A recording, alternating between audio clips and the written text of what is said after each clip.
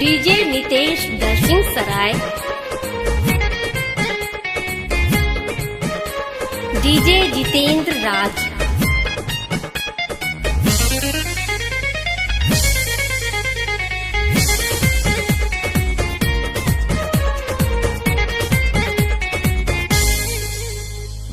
रानी चाही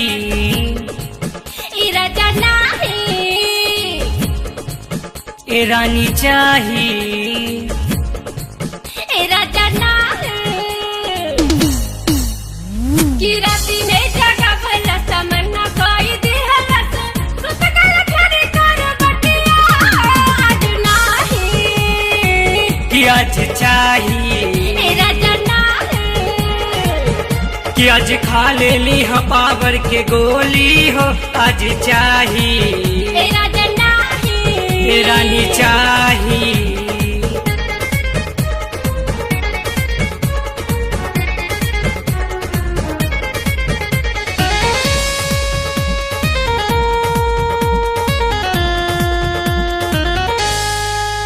जब भाईल रहे वो रहे थोड़ा सा अंजू काहे नहीं उठला ए हमार पिया,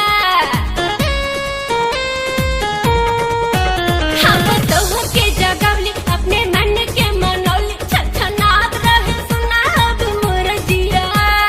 पी के पौआ हम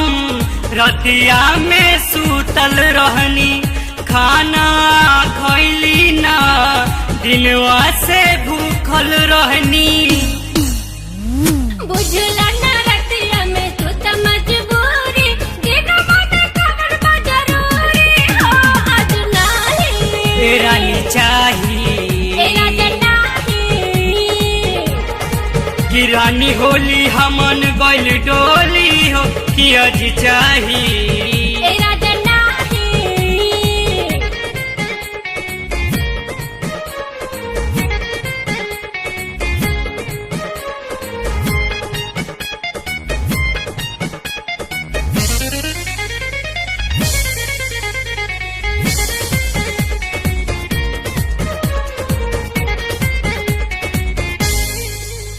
आज देवरन के दिन घूमा तारे बड़ा दिन आज दूसरा से खेलाए हमार राजा, सालों भर पे हो आई होली जब बीत जाई फिर लिहा खूबे मन भरत हो मजा, कि रानी भीतर तू एक बार चली चला लेला फोनवा तू हमर एटीएम धाला पिया आसिर सलमान लेके पिचकारी दूसरा से करो छेड़खानी हो आज नाही, रानी चाही राजा नाही,